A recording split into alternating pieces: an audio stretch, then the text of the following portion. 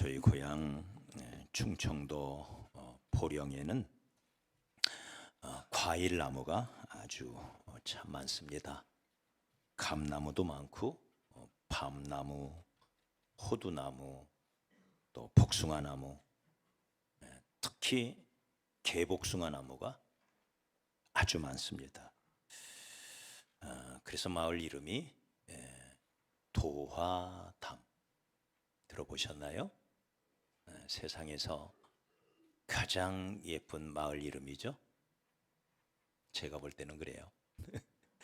도화담, 복숭아꽃이 떠 있는 연못, 너무 좋죠. 세 글자로 된 보기 드문 지명이죠. 도화담. 그 복숭아꽃이 피어 있던 그 떠 있던 연못이 지금은 변해서 보령댐이 되었습니다. 더 커져가지고 그렇습니다.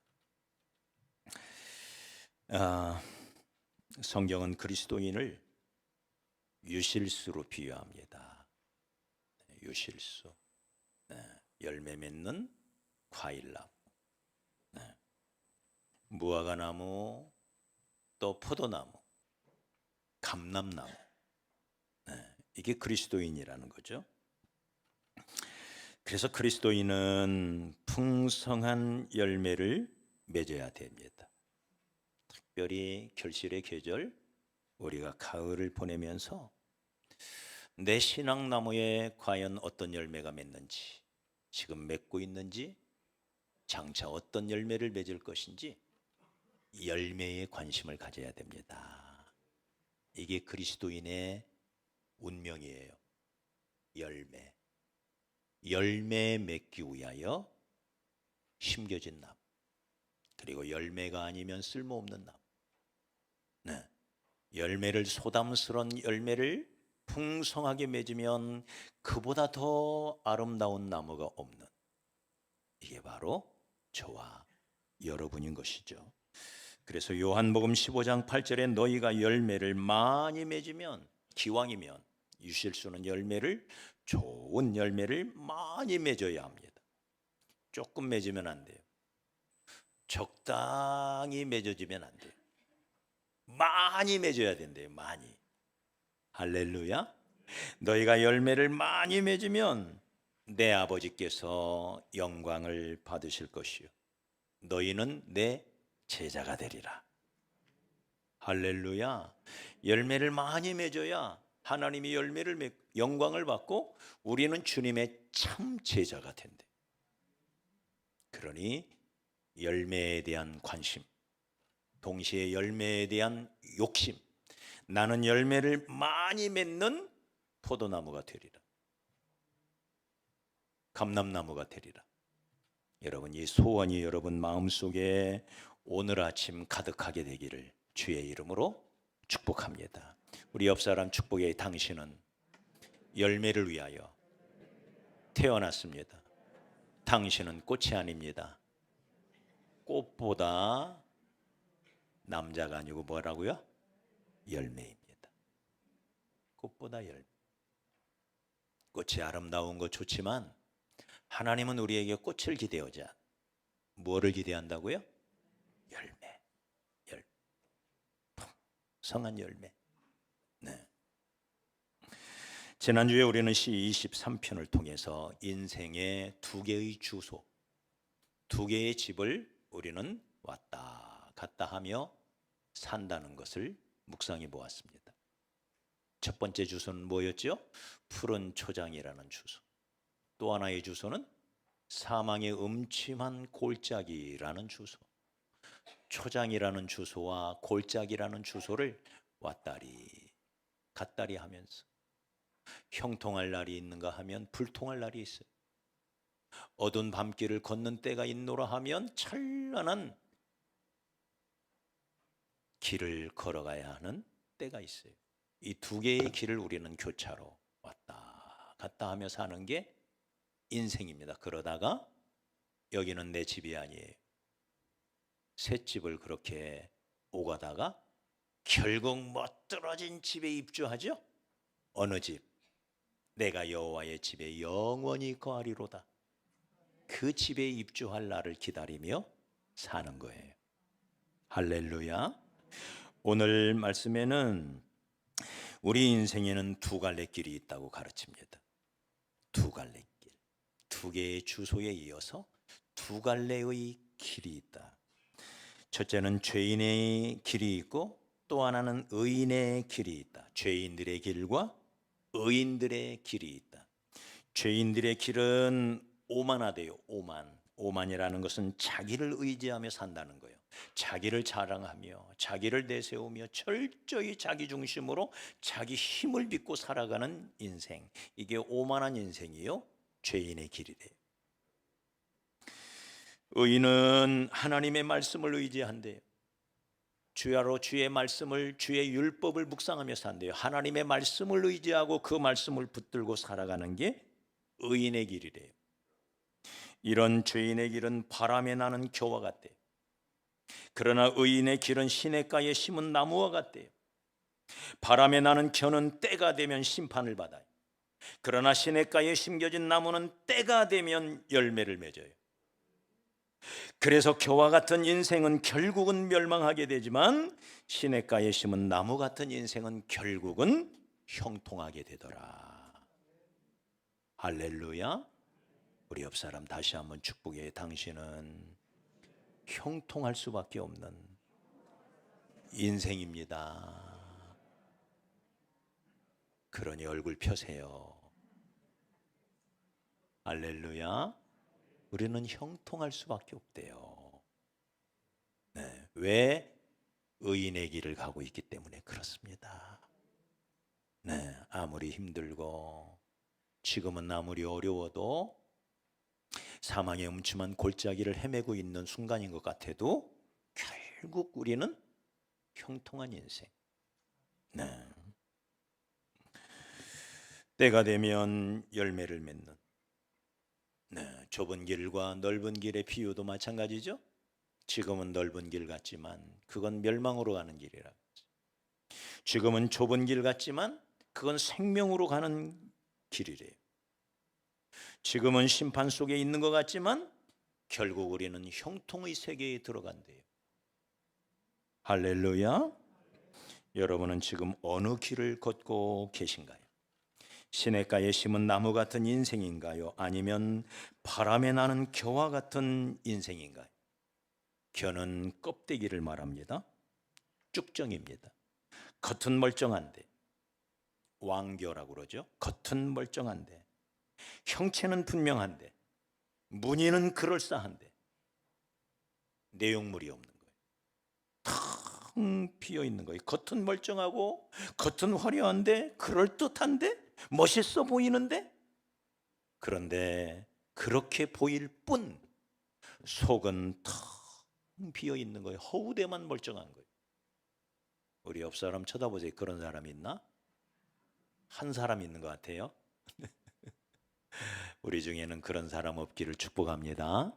허우대만 멀쩡한 무늬만 크리스천은 안 돼요. 속이 꽉 찬. 네, 겉모습은 조금 투박해도 속은 꽉 찬 신앙, 속은 꽉 찬 인생. 알곡 인생이죠. 알고. 할렐루야. 그 안에 껍데기는 생명이 없어요. 그러니 신앙생활이 아니라 신앙생활 같아 보일 뿐 그건 취미생활이 취미생활. 그러니 참된 예배가 없어요. 말만 하지 행동이 없어요. 수고가 없어요. 헌신이 없어요. 아직 거듭나지 못했기 때문에 진정으로 거듭나서 여러분의 심령 속에 예수 생명, 참된 생명, 진정한 생명이 여러분 속에서 차고 넘치는 은혜가 있기를 주의 이름으로 축복합니다. 며칠 전 지금 APEC 가운데 세계 최고의 부자들이 모였었죠. 네, 젠슨 왕, 또 우리나라는 이재용 씨 모여가지고 러브샷을 하면서 멋진 장면 우리에게 보여줬죠. 부럽지요, 그죠? 세계 최고의 부자들입니다. 세계 최고의. 그러나 그런 모습은 껍데기일 수가 있다.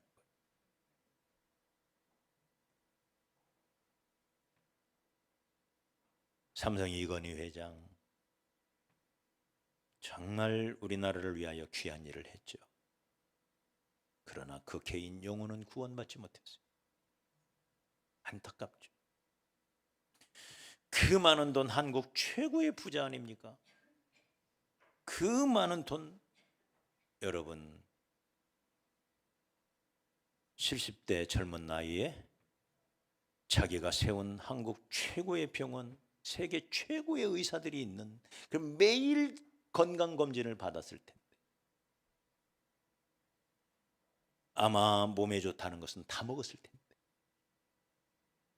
100년 묵은 산삼 수도 없이 먹었을 텐데. 제 생각이에요, 그건. 네.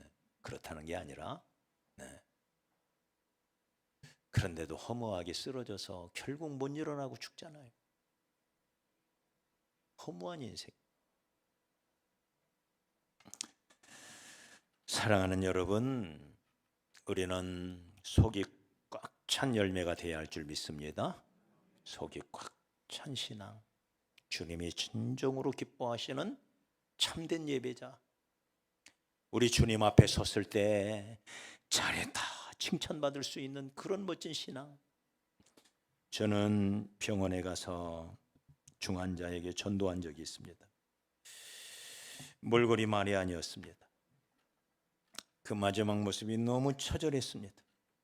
뼈만 앙상하게 남아 있었고 대소변을 받아내야 했고 숨도 제대로 못 쉬었습니다. 허무한 인생. 이분이 젊어서부터 사업을 얼마나 잘하셨는지 많은 재산을 축적했어요. 자녀들 역시 훌륭한 사업가로 키워내셨어요. 그러나 죽음을 앞두고 뼈만 앙상하게 남았는데 그 심령에 믿음이 없어요. 그러니 평안함이 없어요. 그러니 기쁨이 있을 리가 없죠. 너무 안타까웠어요. 마치 껍데기처럼. 껍데기는, 이 갈아지는 이 쭉정이는 결국 불 속에 들어가 다 타버리죠. 결국 죽어서 그분의 장례식장에 갔습니다. 한때 사업가로 성공했다고 많은 칭송을 받았지만 그가 남긴 열매라고 하는 것은, 그가 남긴 제법 많은 그 유산 때문에 유산을 놓고 자녀들 사이에 벌어진 비참한 싸움. 장례식장에 싸우는 거예요, 형제들끼리. 사랑하는 여러분, 안타까운 모습이죠. 여러분, 사망의 열매가 아니라 생명의 열매를 거두시기를 주의 이름으로 축복합니다. 좋은 열매 맺어야 돼요. 하나님을 믿는 믿음의 사람답게 행복의 열매, 기쁨의 열매, 감사의 열매. 네. 내 심령 속에 차고 넘치는 보람과, 그리고 내가 하나님 앞에 존귀한 자가 되었다고 하는 이 자긍심과 자부심을 가지고 사는, 여러분 행복한 인생 되시기를 주의 이름으로 축복합니다. 네 영혼이 잘됨 같이 범사가 잘되고 네가 강건하기를 원한다 그랬습니다. 이러한 삼중의 축복을 다 같이 두루두루 받을 수 있는 저와 여러분, 하늘에 속한 신령한 복과 땅에 속한 기름진 복을 풍성히 받아서 하나님께 영광이요 우리에게는 보람이 되고 기쁨이 되고 간증이 되는 그런 인생 사시기를 주의 이름으로 축복합니다. 이런 형통한 삶, 이런 열매 맺는 삶, 풍성한 열매가 맺어지는 인생 어떻게 가능할까? 어떻게? 첫째는 그런 좋은 열매를 많이 맺으려면 첫째, 좋은 나무가 돼야 돼. 좋은 나무가 돼야 돼. 묘목이 좋아야 돼. 고염나무를 심어놓고 아무리 기다려도 대복은 열리지 않아. 고염나무가 아무리 좋은데 심어진들 그건 맺어지는 건 고염에 불과해요. 고염 하니까 잘 모르는 분들이 있죠? 네. 감새끼. 꼭 이거만 해요. 네. 꼭 이거만 해. 네. 아무리 거기에 정성을 쏟은들 그 고염은 고염에서 벗어날 수가 없어요. 제가 성전을 지으면서 우리 교회에 유실수가 많았으면 좋겠다. 이런 생각에 가능하면 유실수를 갖다가 법정 심어야 할 나무 수를 유실수로 채웠어요. 그 중에 대봉이 몇 그루 있으면 얼마나 가을날 멋이 있을까 싶어서 대봉 3그루를 심었어요. 이듬해 열매가 열렸는데 세상에 대봉은커녕 중봉도 아니고 소봉이 열렸어요. 소봉이 잠깐만 한 감이 열린 거예요. 첫 해라 뿌리가 제대로 뻗지를 못해서 그런가 보다. 1년을 더 기다렸는데 마찬가지였어요. 여전히 소봉이었어요. 잘못 심은 거죠. 어떻게 했을까요? 가차없이 자르고 다시 사다가 심었습니다. 할렐루야. 네, 아직 안 열렸어요. 너무 어린 걸 심었더니 부지런히 크고 있는데 좀 더 기다려야 될 것 같아요. 그게 대봉인지 아닌지 아직 몰라요. 그래서 네. 좋은 나무가 좋은 열매를 맺습니다. 그래서 좋은 나무를 심고 기다려야 돼요. 고염을 심고 아무리 기다려도 대봉이 되지 않아요. 첫째 좋은 나무여야 돼요. 성경은 우리가 본래 좋은 나무가 아니라고 말합니다. 저와 여러분은 좋은 나무가 아니래요. 로마서 6장 20절로 21절에 보면 너희가 그때 무슨 열매를 맺었느냐 이제 너희가 그 일을 부끄러워하나니 이는 그 마지막은 사망이니라. 우리가 좋은 열매를 맺을 수가 없었대요. 그 마지막은 사망이래. 불살라 버릴 수밖에 없는 그런 저와 여러분이었대요.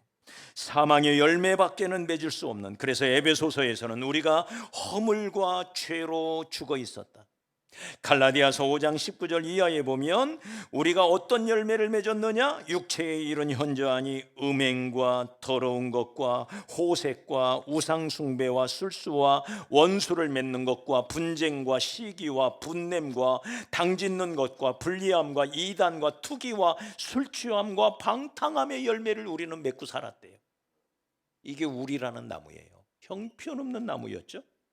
그러면서 우리는 본래 진노의 자식이었대요. 우리 안에 생명이 없었대요. 그런데 주님은 우리를 다시 만드셨습니다. 그래서 새로운 피조물이래요. 다시 만드셨대요. 새로운 나무로 다시 만들었대요. 우리가 고용나무였는데 거기에 대봉을 쳐붙였대요. 할렐루야. 그래서 로마서 10장에는 우리가 돌감람나무였는데 본래는 돌감람나무였는데 참 감람나무에 접붙여졌대요. 그래서 우리가 이제는 돌감람나무가 아니라 참 감람나무가 되었대요. 할렐루야. 여기서 참 감람나무는 예수나무를 말합니다. 예수나무. 예수. 우리 옆 사람 축복합시다. 당신은 참 감람나무 예수나무이십니다. 할렐루야. 우리가 어떤 나무요? 예수나무래요. 참 감람나무. 거기에 탁 접붙여졌대요. 저는 아직까지 접은 못 붙여봤는데 제 아버지가 접붙이는 장면을 어려서부터 많이 보았어요. 고염나무를 캐다가 감나무를 접붙여서 좋은 감나무를 만들고 은행나무 한 10년이 지나면 은행이 오는데 은행은 암수가 구별되는 몇 안 되는 나무죠. 이 순놈나무에는 아무리 커도 열매가 맺지 않아요. 은행. 그래서 잘라내버리는데 저희 아버지가 가지를 다 잘라내고 거기에 탁 접을 붙이면 이게 멋진 은행나무가 돼요. 좋은 은행이 주렁주렁 맺었던 걸 기억해요. 여러분, 우리가 그렇다는 거예요. 우리가 본래는 돌감람나무였대요. 형편없는, 아무리 애를 써도 좋은 열매를 맺을 수 없는 존재였어요. 그러나 이제는 우리가 참 감람나무 예수라는 나무에 딱 접붙여져서 이제는 우리가 예수 생명의 열매를 맺고 예수 사랑의 열매를 맺고 예수 평안의 열매를 맺고 기쁨의 열매, 감사의 열매를 맺는 줄 믿으시면 아멘. 이게 우리래요. 이게 새로운 피조물이라. 그런즉 누구든지 그리스도 예수 안에 있으면 새로운 피조물이라. 이전 것은 지나갔으니 보라 새 것이 되었도다. 우리 주님께서 고난 받으시고 십자가에 못 박혀 죽으시면서 우리의 모든 과거를 해결하고 다시 3일 만에 부활하심으로 말미암아 우리에게 부활 생명을 주셔서 우리로 새로운 피조물로 거듭나게 하셨대요. 그러니 우리는 열매 맺을 수 있는 첫 번째 조건을 갖춘 그런 저와 여러분이 되었습니다. 할렐루야. 그것만이 아니죠. 아무리 좋은 나무라 해도 이제 좋은 곳에 심겨져야 이게 열매 맺는 두 번째 단계.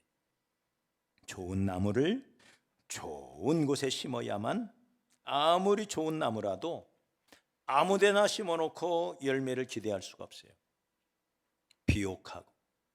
비옥할 뿐만 아니라 햇볕이 잘 드는 땅, 거기를 골라서 심어야 열매를 거둘 수가 있습니다. 제가 성전을 지으면서 또 하나 매실나무도 심었으면 좋겠다. 이른 새봄에 매화꽃이 피면 얼마나 보기도 좋고 그잖아요. 또 매실 몸에도 좋잖아요. 그래서 매실나무도 세 그루를 사다가 성전 뒤편에다가 참 심었어요. 어떻게 됐을까요? 이것도 실패했어요. 왜요?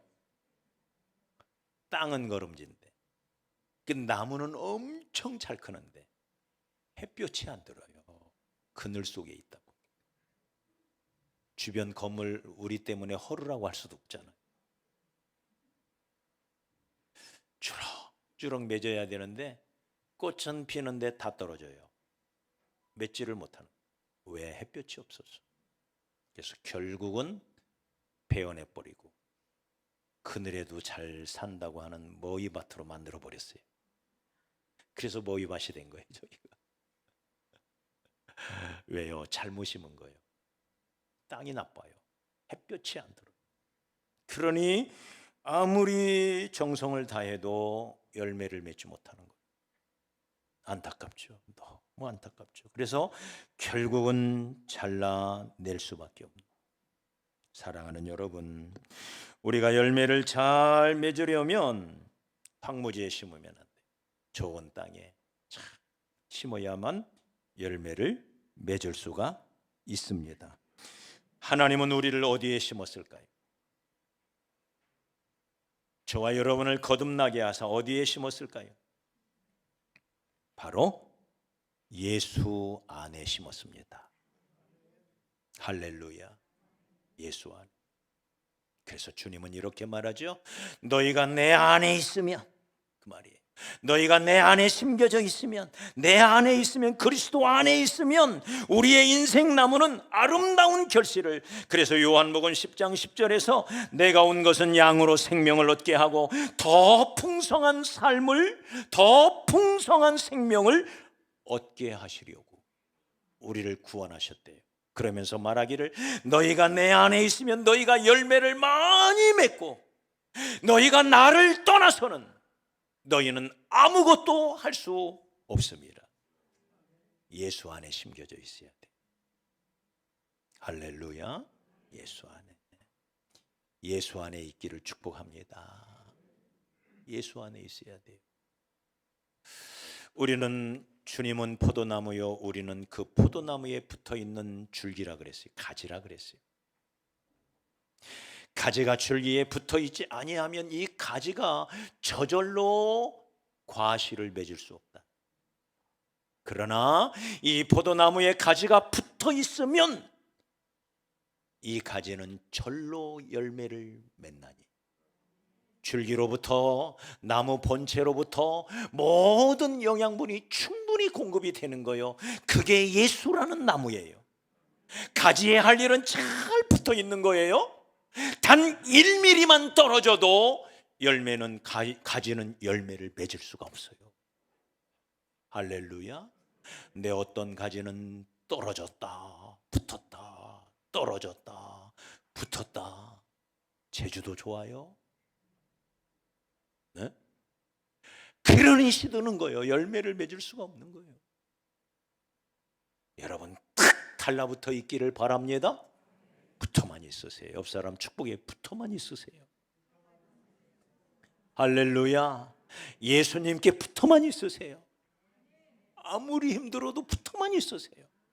그러면 때가 되면 열매를 맺을 것입니다. 주님께로부터 모든 것이 오기 때문에, 주님께로부터 능력도 오고 지혜도 오고 용기도 오고 희망도 오고, 주님 안에는 은도 있고 금도 있습니다. 주님 안에 모든 게 있어요. 그러니 주님 앞에 붙어 있으십시오. 영광도 행복도 성공도 예수 안에 있어요. 그래서 예레미야 17장 7절로 8절에 물은 여호와를 의지하며 여호와를 의뢰하는 사람은 복을 받을 것이라. 그는 물가에 심기운 나무가 물가에 뿌리를 뻗치고 더위가 올지라도 두려워하지 않으며 그 잎이 청청하며 가무는 해에도 걱정이 없고 결실이 그치지 아니함 같으니라. 할렐루야. 물가에 심은 나무, 바로 예수 안에 심겨진 나무. 이 가지는, 이 나무는 때가 되면 풍성한 열매를 맺을 것입니다. 시편 92편에 그들은 늙어도, 우리도 늙지요. 예수 안에 있어도 늙어요. 늙는다는 건 참 서운하죠? 안타깝죠? 그죠? 늙는다는 건 참 슬퍼요. 그럼에도 불구하고 주님은 이렇게 약속하십니다. 그들은 늙어도 결실하며 진액이 풍족하고 빛이 청정하여서 여호와의 정직하심을 나타내시리로다. 고목나무에 꽃이 피듯이 늙어도 주님 안에서 평안하게 행복의 길을, 평강의 길을 걸어갈 수 있다. 어디 안에서? 예수 안에서. 할렐루야. 예수 안에. 그 예수님이 나를 나보다 더 사랑하시기 때문에, 예수님은 언제 어떤 경우에도 나를 버리지도 아니하고 떠나지도 아니하고 늘 나와 함께 하시면서 내 손을 붙잡아 주시기 때문에 그는 늙어도 결실하며, 할렐루야. 그러기에 예수 안에 심겨져 있는 나무기 때문에 우리는 두 번째 조건도 갖추었습니다. 축하드립니다. 첫 번째, 좋은 나무가 되고, 두 번째, 이 좋은 나무가 예수 안에 심겨져 있으니 얼마나 좋아요. 자, 이제 마지막 조건이 있죠. 때가 되면 열매를 맺을 것입니다. 때가 돼야 된대. 그래서 오늘 3절 말씀에도 그는 시냇가에 심은 나무가 철을 따라, 시절을 쫓아 철을 따라 때에 따라 열매를 맺음. 때가 있다는, 아무 때고 열리는 게 아니라 때가 돼야 열매를 맺습니다. 다 때가 있어요. 그렇기 때문에 조급해하지 마십시오. 복은 하나님이 주시고 문은 하나님이 열어주십니다. 하나님은 우리가 모두 복받기를 원하셔요. 그러나 때가 있다는 거예요. 때가. 여러분, 예수 믿는 사람은 이 때, 카이로스라고 하는 이 때, 하나님의 때가 있어요. 하나님의 때. 그 때에 대한 의식을 더 가지고 있어야 돼요. 때가 있다. 네? 그 때를 바라보며 우리는 참고 기다리며 인내할 수가 있어야 돼요. 요셉은 17살에 비전을 받았지만 그 비전이 이루어지는 데는 13년을 더 기다려서 30세가 되어서야 그 비전의 열매를 거두기 시작합니다. 다윗 마찬가지로 어린 소년일 때, 홍한 소년일 때 왕이 될 약속을 받았지만 왕이 되기까지는 40세가 되어야 했어요. 모세는 태어날 때 벌써 택함을 받아서 온 나라 온 세상을 구원할 것이라는 약속을 받았지만 그는 인생 다 끝났을 때 80세가 되어서야 그때가 와요. 모세의 시편에 보면 인생의 연수가 70이요 강건하면 80이라 했어요. 그게 모세 시절의 수명이에요. 수명. 모세 나이가 아무리 그가 건강했다 할지라도 80세가 되었다는 것은 끝난 거예요. 끝난 거. 그런데 하나님은 그때 그 80세 다 끝났다고 말하는 사람들이 말하는 그때 모세를 찾아오셔서 그때부터 모세를 쓰셔요. 할렐루야. 그러므로 여러분 중에도 모세의 은사가 있는 분이 있기를 축복합니다. 80세까지는 기다리십시오.